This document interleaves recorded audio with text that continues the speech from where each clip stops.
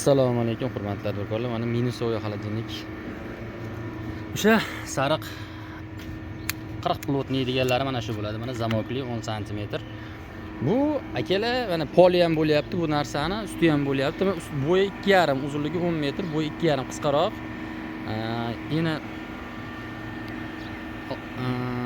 Eni 4 metr. Mana shu joyga mana mini soy -40 to'g'ri go'sht uchun. Pilosoy uchun emas, mana shu mini soy uchun. Pilosoy uchun qilishsa ham bo'ladi, lekin pul jalka. Shuni sizlarga tushuntirish qiyinlanib ketyapmiz oxirgi paytlari.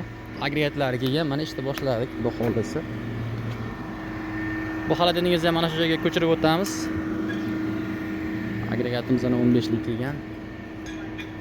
Mana shu yerga tushirib qo'yamiz mana.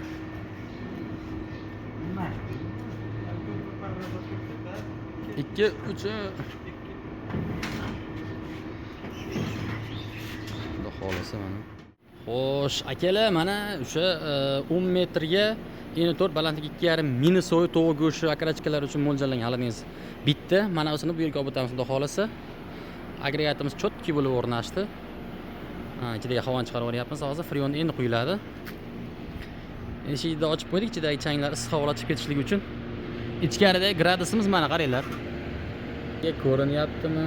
Yo'qmi? 36 gradus. Iyun oyi.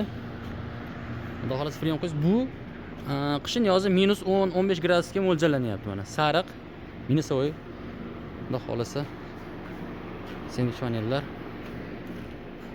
Mana shunaqa gaplar, xudo xolasa. Xizmat bo'lsa aytaverasizlar. Mini soy har qanday gradus chiqaramiz inshaalloh. Mana shunday chiroyli bo'lib chiqdi mana. Agregatimiz 10 lik mini soy.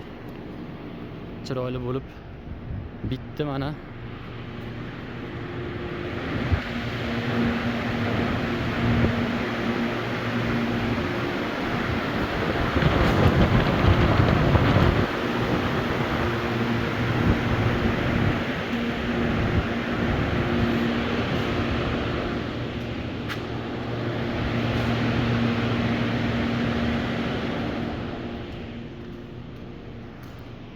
Shunaqa gaplar, hurmatli tadbirkorlar.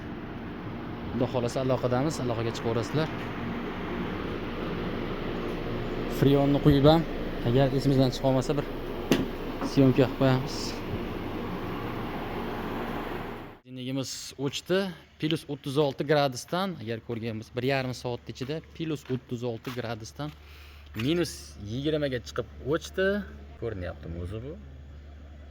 Xullas -19 da turibdi mana. -19 da.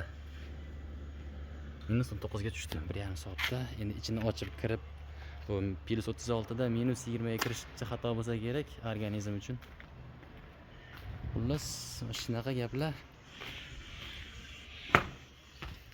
Xizmat bo'lsa aytaverasizlar, ishimiz yakunlandi. Salomat bo'lasizlar.